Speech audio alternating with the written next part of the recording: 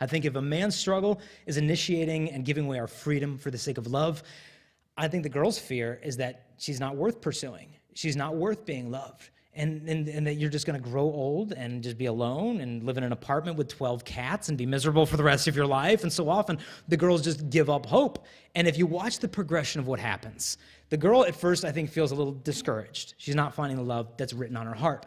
And initially, some people may say, especially in college, in the dorms, they may say, oh, come on, loosen up a little bit, show a little skin, quit being so uptight. Your standards are too high. You'll never find a guy if you're that picky. And so she begins to doubt herself, this intuition God gave to her. She begins to doubt it. And so maybe she starts with a little immodesty. After that follows disappointment, because that never helps you to find love. And so after the disappointment, I think, begins justifications. Well, I know I'm doing this with that guy, but it's not like I'm doing that. It's not that bad. Because no matter how far we fall, we find people worse than us to compare ourselves to. I met a teenage girl. She said, yeah, I've been with 22 guys. But she said, that's not as bad as my friend. She slept with 67 different guys. No matter how far you fall, it's always comforting to look at people who are worse than you are to make yourself think that you're good. And she thinks, well, it's not that bad, but she's so busy focusing on what she's not doing that she doesn't realize what she is doing. Yeah, it's not that bad, but you know what? It's not that good either. And she's got to listen to that womanly intuition. When she does not, after the justifying comes resignation. She just, okay, I guess this is just the way it's supposed to be. This despairing happens. And after this, she becomes emotionally numb. And she may think, look, I can hook up with guys. I'm not heartbroken. I'm not crying like some little teenage girl afterwards. Look, I can handle my sexuality. She's been burned. When you have a first-degree burn, it hurts. Second-degree burn, it's red. The skin is injured, blistering, painful. Third-degree burn, it's dead. The skin is black and charred. You could poke with a needle. You wouldn't feel. The nerve endings are gone. This is an image of what's happened in the hearts of so many women that have been so burned.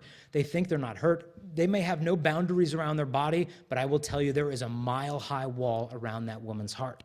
She fears showing who she truly is because she thinks, well, I'm not lovable, so I will offer to men that which they are least likely to reject, which is my sexuality.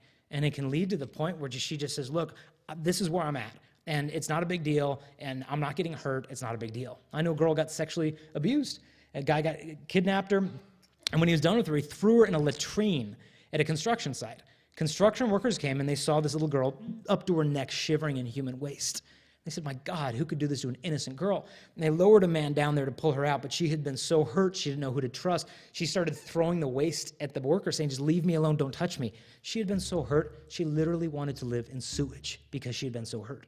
And I think so often women may have been hurt by their own mistakes or the offenses of others that they come to this point of thinking, I'm not lovable. One girl emailed me, and she said this.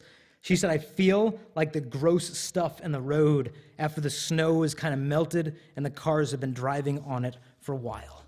What do you say to such a girl? What we need to get back to is hoping again. Hope is a virtue. To be able to trust in God that he still has a plan in mind for you.